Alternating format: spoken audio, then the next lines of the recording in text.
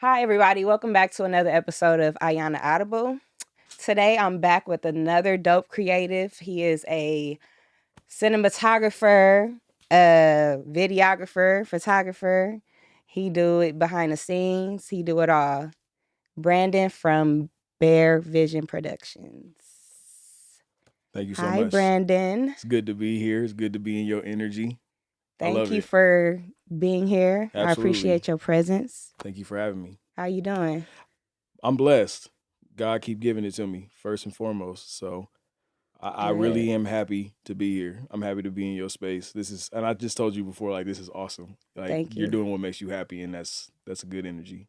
I really am. And I see that you doing what makes you happy, which makes Damn. me happy because you always talk about how happy it makes you and you're very vocal about that. Yeah. I mean, we only have a minute on this world, right? So we have to do what makes us happy. Yeah. We can't worry about what's gonna happen tomorrow. We can't worry about what happened yesterday. We can only focus on the now, and it's awesome to be able to be in the now with people that are also wanting to be in their now and getting towards Mm-hmm. that future. So, this is perfect.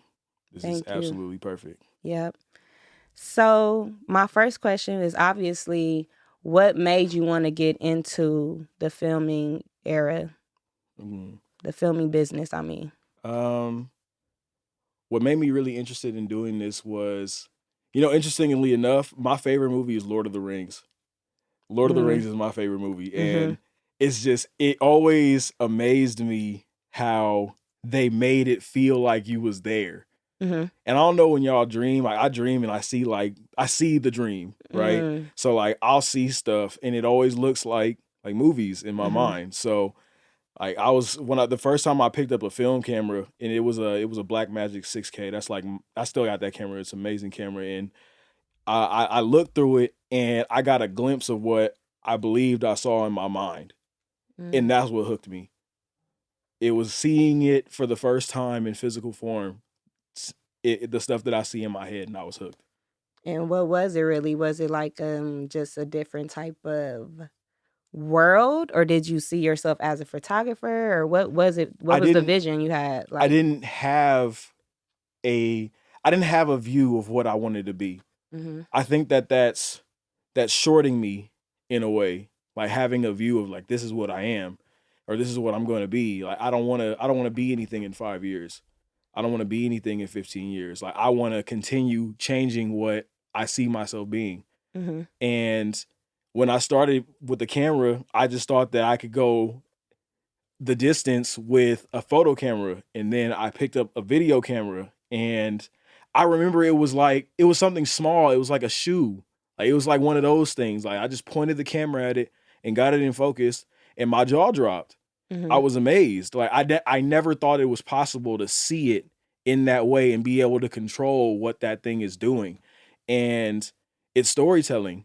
It's being able to turn what my mind sees at night and being able to put it into a physical something and be able to create something from it. Like that is priceless energy. Mm-hmm. That is unused, untapped hype for me. And I think about it all the time. And that's why I know that Bear Vision can't fail because this is everything that God's been giving me. It just Mm-hmm. can't. Natural. Natural. It doesn't even feel like work. So you never went to school for? No. Wow. And I wouldn't recommend it. And it's not to say like film school is bad, but it Mm-hmm. is to say that it does not take the place of technical skill. Mm-hmm. Like learning it on set, getting yelled at, Mm-hmm. like getting somebody telling you you are doing this wrong. This is how you fix it. And it's invaluable to have people that support you in that Mm-hmm. because you can come somewhere and be hungry and don't nobody want to give you anything. Nobody wants to give you anything in order to get to your success. And you know what? It's fine because Yeah. sometimes you have to take. But then there are people that give, and those Mm-hmm. people change your life. And Yeah. that's really what keeps me grounded in this thing because being a part of teams and like having opportunities, having people believe in you, Mm-hmm. like just to be able to be in your energy, just to say, like, yeah, I feel like you're gonna go somewhere because I feel like you on the same wavelengths that I am. Yeah. And people help you along your way. And this is amazing. And I can't say that enough. Like this is just so amazing. I never would think that any of this stuff would happen to me, but So what message do you want to convey when you do present your work? Like what message is it that you want to shine the most when you want somebody to see what you put together? I want them to see the world the way I see it. Mm-hmm. And a lot of this stuff is really beautiful. And I think that we take the smallest things for granted. Like seeing a family walk across the street, Mm-hmm. right? We might think that that's a regular everyday occurrence, but actually there's a beautiful interaction in that. And being able to see that as something that's beyond a normal interaction is something that I'm taking a personal responsibility for. Mm-hmm. So through my artistic outlet, I feel like I'm able to convey the specialness of the mundane. It's something magnificent about being there, being in the present, being tapped into it. Like there's something precious about that. Mm-hmm. And my art is a reflection of that. Have you seen that movie Soul? The cartoon? And remember the part where he was like playing the piano and he went into like a whole nother like just his mind just went in another place because he was like tapped into his art. Like, is that how you feel? Like, yeah, it's the fifth element. Yeah. Like it's the space that you step into when you're doing your passion. Mm-hmm. And it doesn't feel like anything but. And I don't think that makes sense to anybody that does not feel that. Yeah. But when you step into your zone, like this is who you are. Like when I'm stepping behind the camera, I'm not Brandon Palmer anymore. Like my directorial name is BP Edwards. Mm-hmm. And I'm proud of that. And that has a brand standard. And that now has a piece of me that's a part of that system. So I now feel personally obligated to fulfill that void because I feel like that void exists because I'm not able to do my job.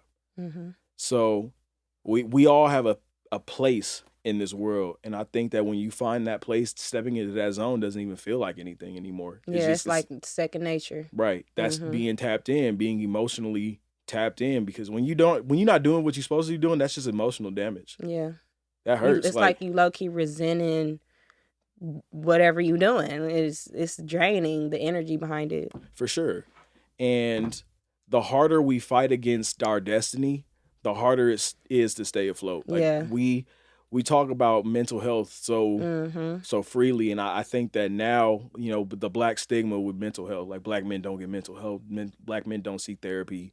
It's like court ordered, et cetera, et cetera. But I think that the narrative is changing for us, and it's exciting to be on a part of this page of history that I care about mental health and living in my energy and accepting, you know, I am a director of photography. I am a cinematographer. I am a director. I am a writer. I am a producer. I am a owner of a company. You feel me? Like I am successful. You know, being able to speak those affirmations puts you in that place of positive energy. And when you're not in that place for yourself, of course, that's anguish. Yeah. That's mentally draining. So, like, I think that the hardest thing for anybody to really do is take the first step. The first step is always the hardest one. Can I do what I want to do if I don't have a 9-to-5 job? Can I pursue this passion area?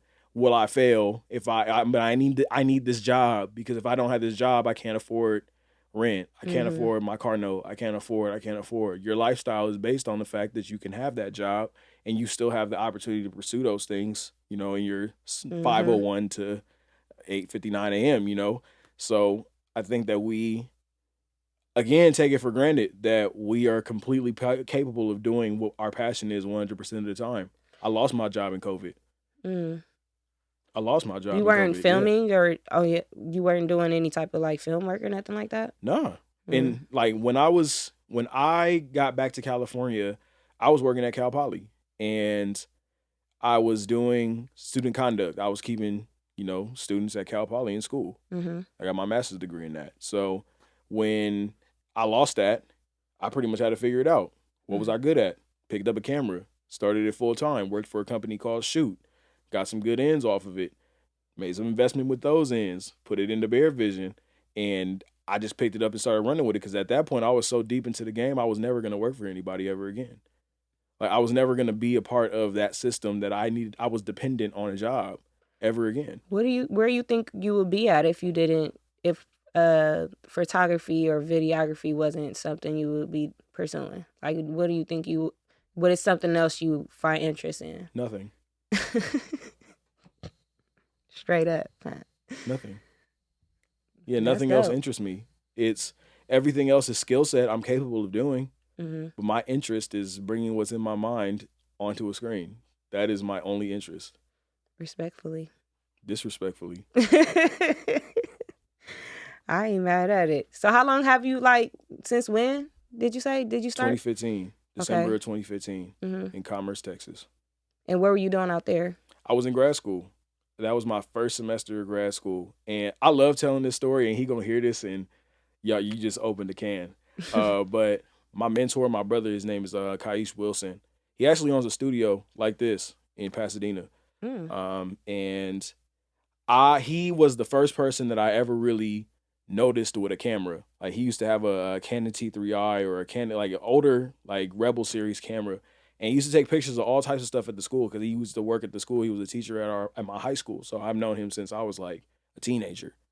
And he always used to like show his pictures, and we used to take pictures of us. Like, I remember like when we were kids, we had this picture that we took at the beach, and it was like all of me and all the Sigma Beta homies, which was like a youth auxiliary fraternity I was a part of. All the homies were standing up on the rocks at the beach. Everybody was crossed arms, smiling, whatever. And he took that picture, and that was like one of my favorite pictures.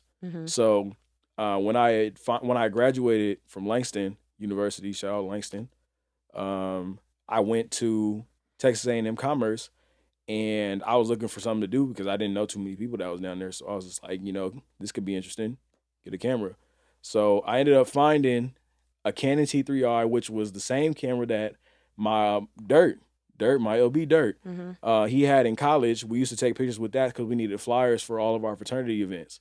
So like me, Wendell, Dirt, well, the whole chapter, we used to just take pictures of stuff, and we used to use those pictures for our flyers. And then I think at some point, Dirt put the camera down, so I didn't have access to it, so it just kind of went dormant. But whenever I had the opportunity to use the camera, I would just kind of click around with it. It was always fun. So in 2015, now fast forward to December, I went on like Craigslist, and I was looking at cameras, like just to see if there was any in the area. And there was a dude who had a Canon T3i with a 50 millimeter lens and a kit lens, which is like an 1855, one of them, like the ones that come with the box. And he said he had it for $300.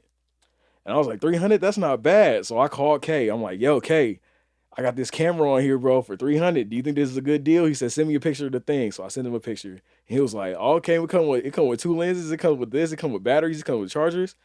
You can get that, bro. That's a pretty good deal. And I was like, bet. So I went and I met with, it was an older white man. I do not remember his name. It was an older white man. It was in a Home Depot parking lot in Greenville, Texas. And I bought my first camera. And from there it was up. From there it was up. Okay. I was bare vision that same day. I was in the car. I'm rolling. I'm like, yo, this is it. This happened. I'm in. That's dope. So I took my first gig, I think literally like in that same like month, like in the next like 2 weeks. It was a sorority like formal dinner. Like they had a formal dinner, and I was on campus. I took pictures of their event, like all types of people, and they loved it. And that's how I knew. Like I made my money back that same month off $300. Easy. Oh, I could do this. I could run it up. I'm about to run it up. And it's just been running up ever since. I moved over 3 states, and I've rebuilt it in 3 states. And I came home, and I did it back home. And this is the place that if you can make it here, you can make it pretty much anywhere. Yeah, everybody know LA's the struggle. Yep, LA is the true struggle. It's hard. We out here thriving, though. That's the thing. We still making it happen. Every day. And it comes from having, like, steady support. Support systems are so important. And we as a Black community don't get good support systems all the time. Like, my parents, my mama and my daddy. They wasn't fucking with this? Oh, they're amazing. What? They are amazing. They supported me 100%. Yeah. I met your mom. Yeah. Oh, my God. Your mom was really... You got the Cosby family. I'm telling you. Your family is like... I will never... ever. Like Black family, so beautiful. I swear. I love it. I will never. Your brother, all y'all, like y'all just so. I love it. Oh my God, yeah, they're great humans. Yeah, and it's just like everybody has their own share of like up and down. Whatever, right, of course. Like all families do, but the one thing that I will say about my family is that my family will answer the call. Mm-hmm. If the call really goes out and like, hey, we need, it's gonna happen. Like I don't take that for granted. Yeah. Like that's a very powerful thing for me to have, like my aunties, my aunt Deetra, my little cousin Lauren, who's about to go off to college. Like she's about to go up north for college. Like we about to send her off like next week. My cousin Simone, who's got two beautiful boys. We just went to his first football game. You know, like that type of like that level of community is so important because really we is. as a people don't get that. Like my dad is the most amazing person with financial anything, but he's an amazing person also, you know? And it's just like, I watch the man work and that makes me want to work harder. I watch my mom support my dad. That makes me want to support harder. Like that. I watch my mom do what she has to do to keep things in order. Yeah. I watch. And it is not easy. Yeah. Being a family is not easy. Supporting one another is not easy. It's so easy to be selfish. It's so easy to get something off of some young woman, and and then the next thing you know, she a single mom, she having to deal with that, and he don't want to deal with a child, bro. Like that's easy. That's easy. That's so easy. It takes real guts to forsake all the things that you want in your own life for somebody else to see their own successes. And you gonna change. When you with somebody, you gonna change. Like when you don't have to make 100% of the decisions just for the benefit of you, you gonna change. You gonna have to. Yeah. People that don't change, they take the easy way out. Yeah, most definitely. And we see a lot of that nowadays. And that's why I get so excited when I see people like y'all, you know what I'm saying? Your family is just beautiful. Everybody's successful. You know what I'm saying? Yep. But so I just want to know, like, what is something that you wish you would have known if you, like, let's say when you first started, the challenges you had when you first became a photographer, videographer? Like, what is something you wish you would have known before you started? What I wish I would have known before I started, I would have known I could start sooner. Like I wish I would have known that I could have started sooner. Like all of the hiccups of business are just business hiccups. Like it is what it is. You are going to fail. Like it's not, rocket science. It's bound to happen. But the best part about business is you can recover your losses, get back up, and keep going. So if I would have understood that in 2015, would I have gone to grad school?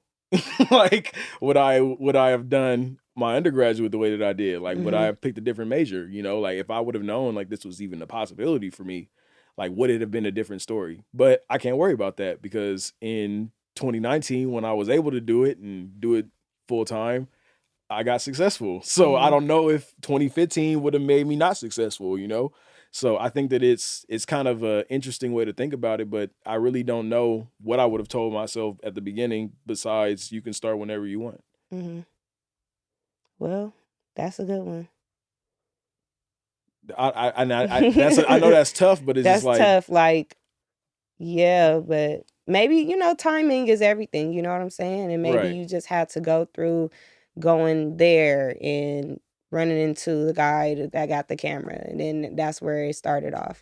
Yeah, and I mean, my college experience was amazing. Like, I have some of the like. What did you go to school for? I went to school for computer science. Okay. Like, I was taking apart and building computer towers in IT. Like, that was what I did, and I had the best friends. Like Brittany is my dog for life. Kendall's my dog for life. Jayla, my dog for life. Rashid, my dog for life. My fraternity brothers, my dogs for life. Beta Epsilon, Chapter 5 Beta Sigma. Like, I've got so many people that have like poured into me just based off of my journey. Like my cable toes, that's just like I'm a Mason also. So like my boys Zach, Josh, Damo, B Turner, Caleb, Vincent, my dogs, like these are my people, like people that I literally would not be a part of if I didn't have that experience. Yeah. So it's never a regret.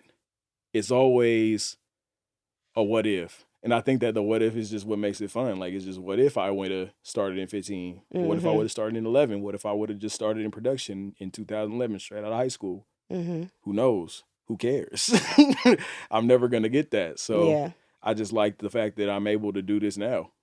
Where did you get the name Bear Vision? So what does it mean to you? Bear Vision comes from, well, it actually started in 8th grade. I had a teacher, a math teacher named Isaac Bass, Mr. Bass.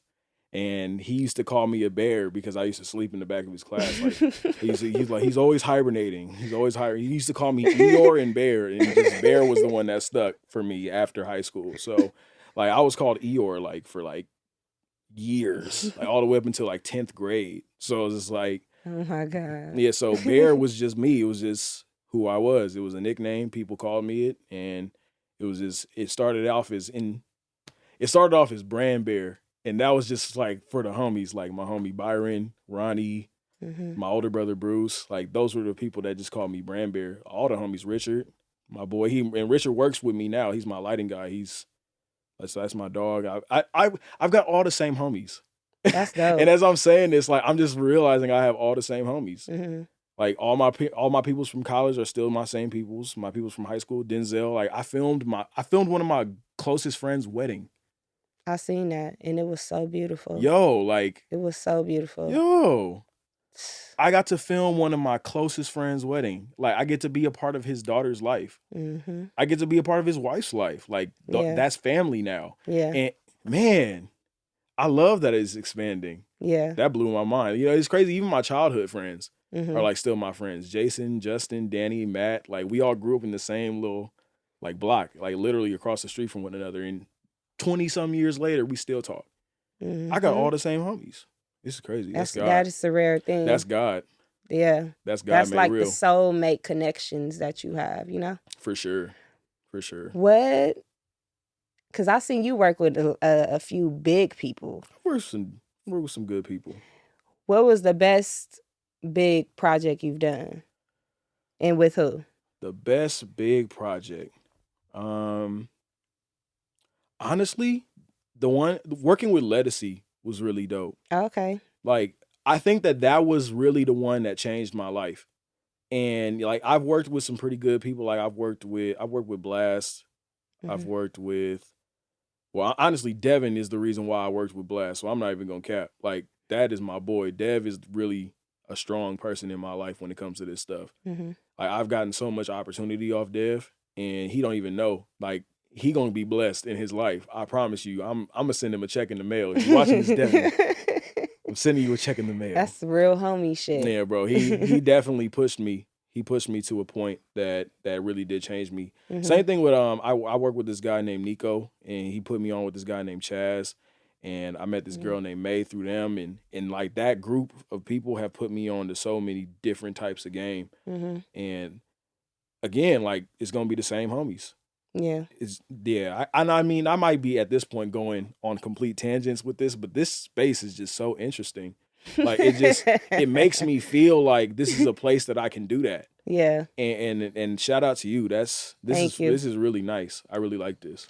I feel like that's why I created the space, is because I have a lot of talented people that I know personally, and I wanted to talk to y'all, you know, like on some professional shit, but also like share it for the world. Like shit. Like we be talking deep. You know how we be. Right. So it's like, why not, you know, spill it out? You know what I'm saying? Yeah. Let other people see the other side of you besides the... Yeah. And I think that a big part of what you just said that really just like blew my mind right now was that when I was working in higher education, we used to tell people to be their authentic self. And then we go into workplaces in spaces like that, and then we have to not be our authentic self. Yeah. And it's like if I come too authentic, I'm too black. Right. Or if I come too reserved, I'm not black enough. Right. Or I got an attitude or whatever. Right. Just because I don't want to talk today means that I'm not a good team player, you know? But it's just like being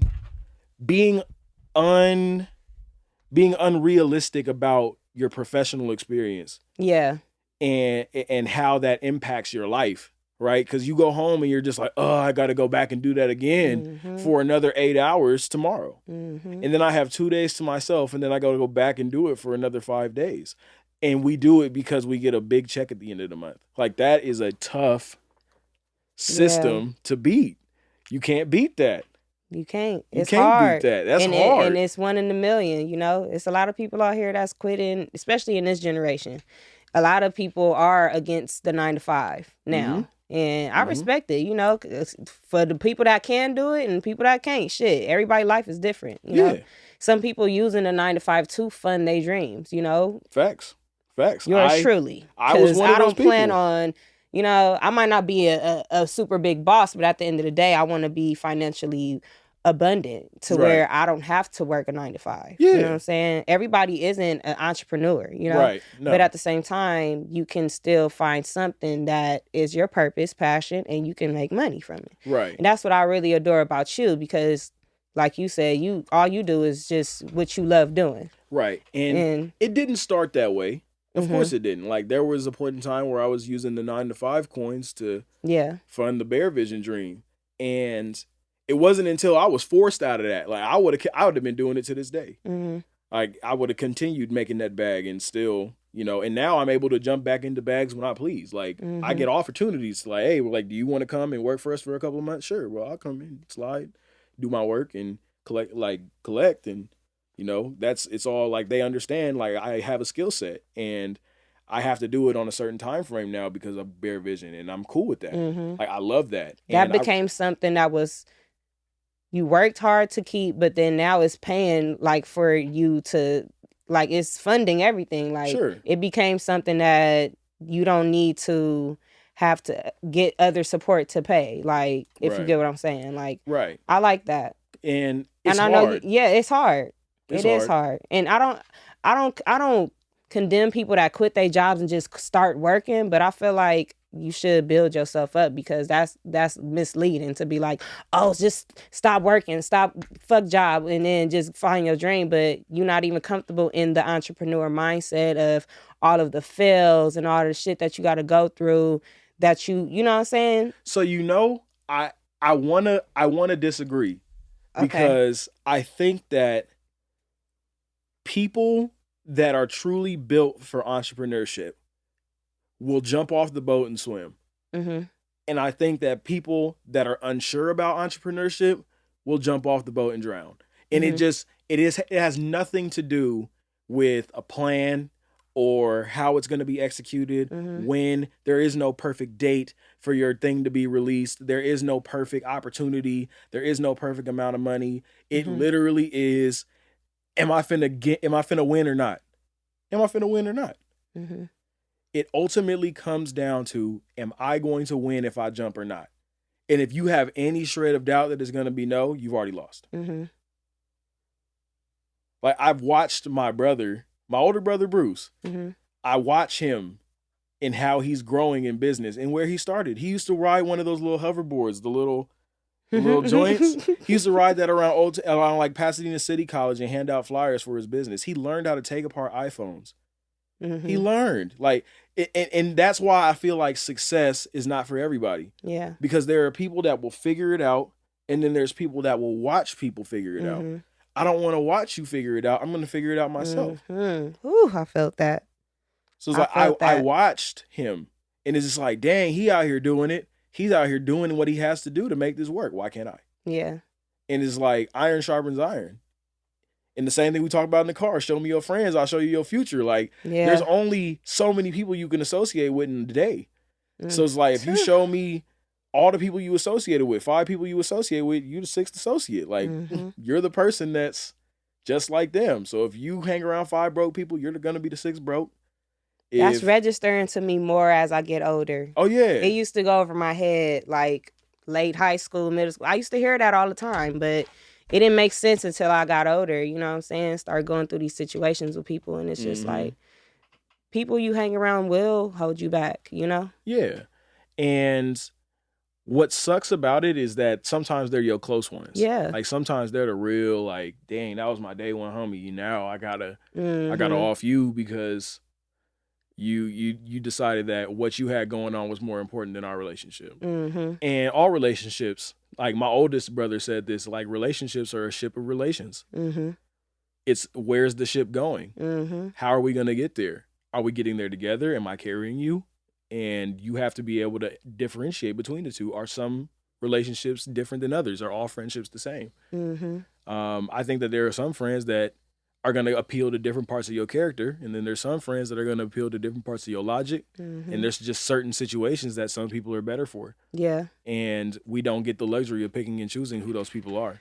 I mean, we do, but it comes with consequences. Sure. A lot of consequences, because you are so used to this vibe that you get when you hang out with a person. They used to you, and you guys have different journeys. And if you're aware of this, you know, that person might not be aware of this, but it'll be a thing where you might outgrow them. You know what I'm saying? How do you deal with that type of shit? Like, I know since you've become like more successful in your career, there's some people that you had to let go of. Like, sure.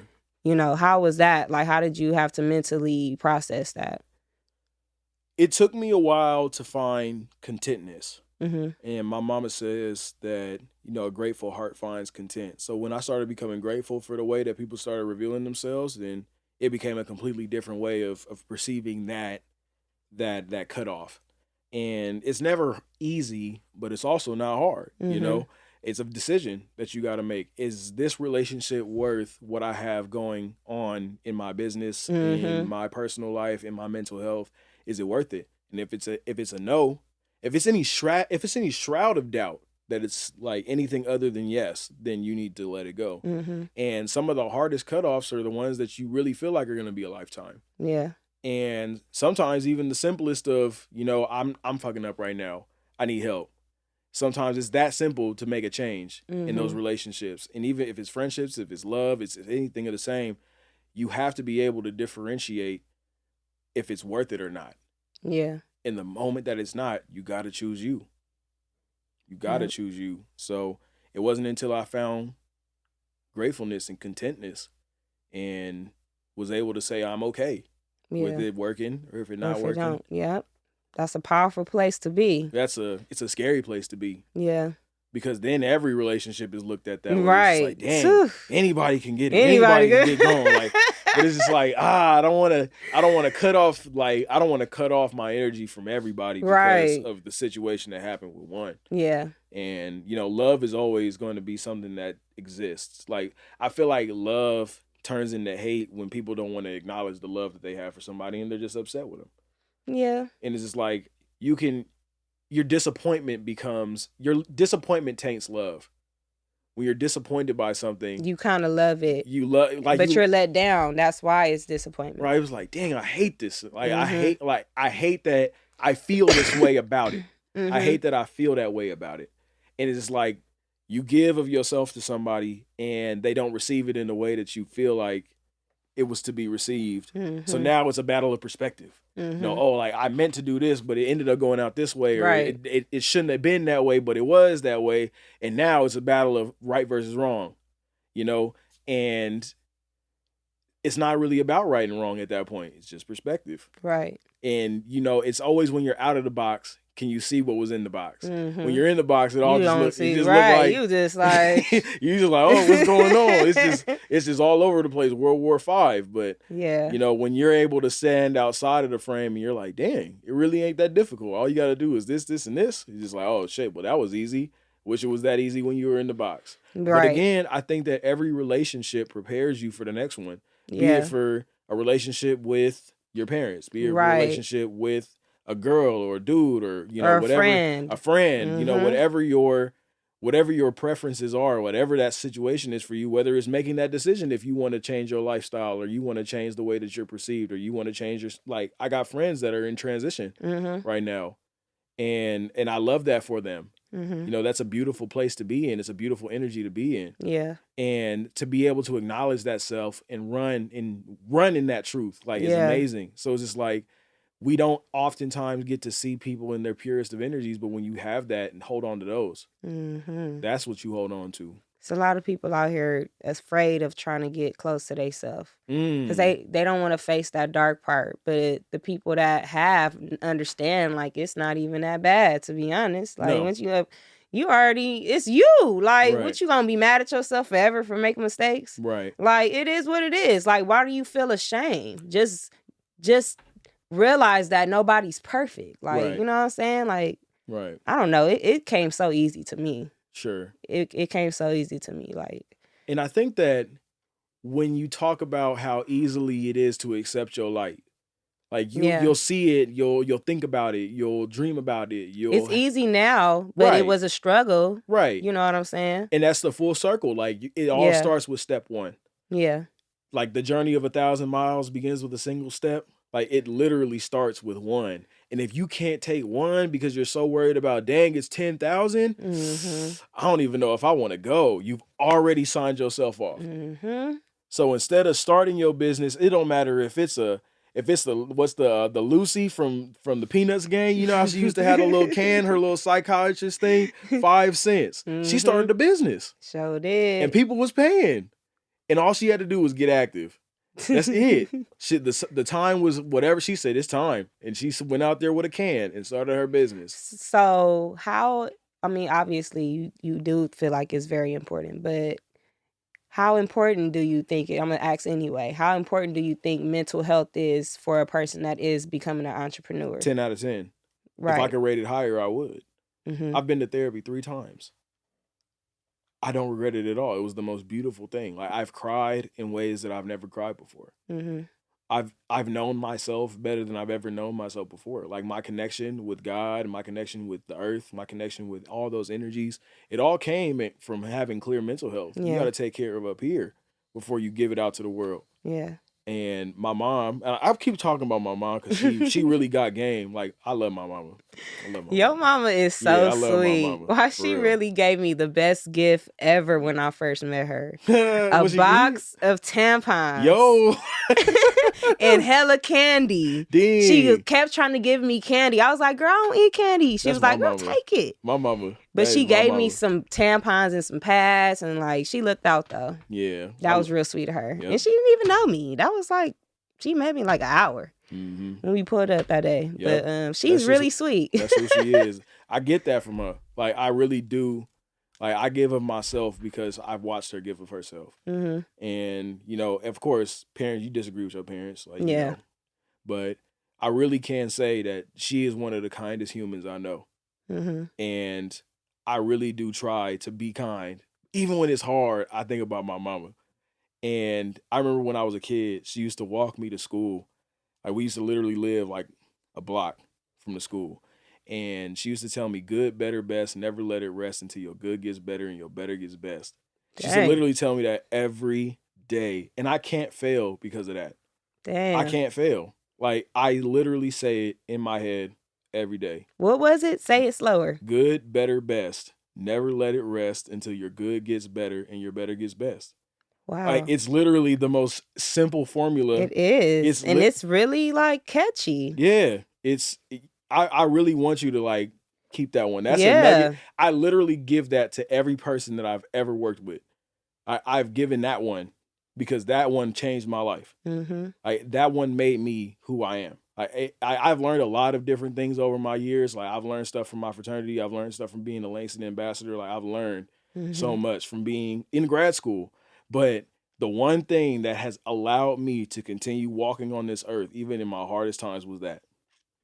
Wow. That's a powerful mantra. Mantra, whatever they call it. Y'all know what I mean. Yeah. But so I remember you saying not too long ago, like you don't have any plans for the next 5 years or something. I don't want to word you wrong, but I'm gonna still ask because you seem to only be going up. You know, like you getting more and more successful. So in the next 5 years, where do you see yourself? I don't have a plan. I don't have a where I see myself because it could always change. Yeah. And I think that the big thing that I attribute my success to is being malleable. Like I am incredibly able to bend in where I need to bend in. And it's always my choice to bend. And I think that we were talking about that in the car. Like, you know, I want to know what you have before you ask me how much it's worth. I want to know what you come with so I can make the decision. And if you say that this is your budget and we're going to talk about it, and if I like your project, you know, I'm in. You know, if I don't like your project, then you'll have to find somebody else. And I think that that's just business. Also, it's not about discount. Yeah. It's not about discount because you don't go into Gucci asking for discounts. No one goes to any of these high-end, white-owned retailers and asks them for a discount. Right. No one's getting an Armani discount. Unless they've been shopping there for a long time and got the coupons. Cool. Other than that, you're not Shop getting. with Bear Vision for a long time and get the coupons. Okay. Pay the full price joints. Shout out Teflar. They said if you can't get the money, you just got to come back with some more money. Yep. If you can't afford it, then if you can't afford the price, you got to come back with some more money. And that's respectfully. Disrespectfully also. And I don't mean that in a bad way, but you also have to respect the business. Yeah. The business is not to be bent. So how do you deal with difficult clients? I don't. I don't. Like, what if you've already been working with them and then they become difficult? I don't. Like, you just cut off business right away? I don't have difficult clients. Okay. I don't have difficult clients because I'm able to differentiate them from the door. Mm-hmm. I can tell who's going to be difficult before they even become a client. All of my clients have great energy. Mm-hmm. All of my clients we see things the same. We have conversations. I don't even talk about money until I have a conversation with you because sometimes your money's not good here. And it has nothing to do with your money being spendable currency. Yes, right. I understand that, but all money is not good money. So there's going to be some people that you're going to work with that are not going to be good for your business. They're just going to be good for your pocket, and you have to make a differentiation. Mm-hmm. Is this someone that I'm going to take their money and be associated with everything they have going on? Or am I going to choose my business, my brand, not take that money or not put myself in that situation and continue to move on with my life? Right. Choose the option that's going to save your business. That little funky 500 is not going to change what your trajectory is. But that you taking that money is going to change things. Yeah. Especially when you know that it's not what you're supposed to be doing and you just do it, Yeah. For sure, you get the vibe. Mm-hmm. And that's why that is true to talk to people a little bit more, because people be weird. Like, people do be weird. And like we was talking about showing up late and all that, like, and they just having that cheap energy. Like, if you got cheap energy, I know you just going to be a disappointment the whole way around. Yep. Like, and that's just like, no, keep your money, my nigga. Yeah, and you get to impart a piece of yourself onto that. Yeah. And I don't think that there's enough emphasis on what that means. When someone comes into your space, energy is neither created or destroyed. It's only transferred. Mm-hmm. So if I'm sitting with you and we transfer energies, anybody in the room is going to receive those energies. Mm-hmm. It just is what it is, for better or for worse. And when someone comes in and you can call it cheap, you can call it insufficient funds. You can call it whatever you choose to call it. But the hardest part about it is that you don't know until it happens. Mm-hmm. And now you've recognized that this person is no longer a person that you want to associate with. But they already in the room. Yeah. So you got to now field the endeavor. Mm-hmm. Like, this is the thing that we have to do now in order to, get to the next part of business. Now, we won't work with this person after this. Right. But what's going to happen here is yet to be determined.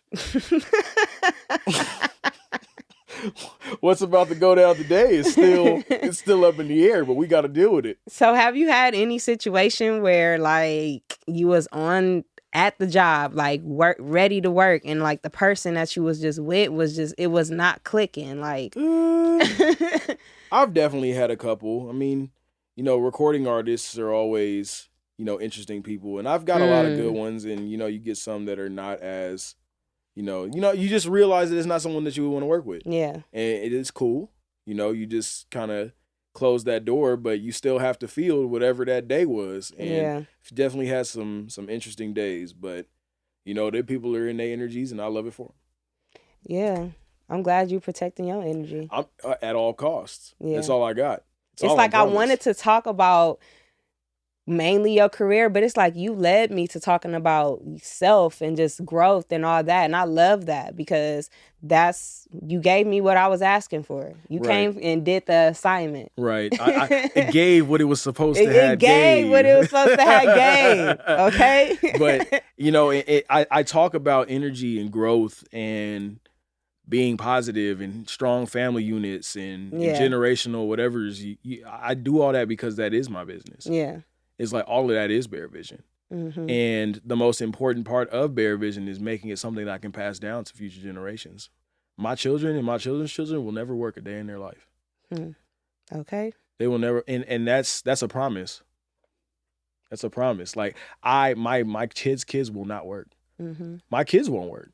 They will watch me work, and they will see, and they could even get this work on my thing. Like they don't even have to go to school. Mm-hmm. They got to learn the basics, and then you come work for Bear Vision, become an executive producer. We're already up. Yeah. The money's there. Come work with us. Bring your friends. I wanted to have such a communal impact that none of my peoples will have to work. Yeah. And it's already written. I'm just living out the life. Like I'm literally putting it into the atmosphere now. So whoever's watching this is gonna make it happen. Yeah. And I'm I look telling you. forward to, and we gonna roll this back when it happens. Oh, I'm telling you. This is still gonna be yeah. And we gonna take that clip, put it next to. Yep. We're literally gonna literally. And matter of fact, I want to sit in this, and I want that guy. I want him here. He's gonna be here too. I swear he is. Yep. He gave us the thumbs up. He's here. Max. My dog. I'm telling you. Well, all right. Is there anything else you want to say before we shut it down? This was a really good conversation. Yeah, I'm glad that I was able to be here. God be the glory. Shout out my peoples. Shout out 626 Pasadena Stand Up. I love everybody that's supported me so far. Thank you for having me here. Love, peace, and grease. All good. Chicken grease. All good. All right. Well, we out of here, y'all.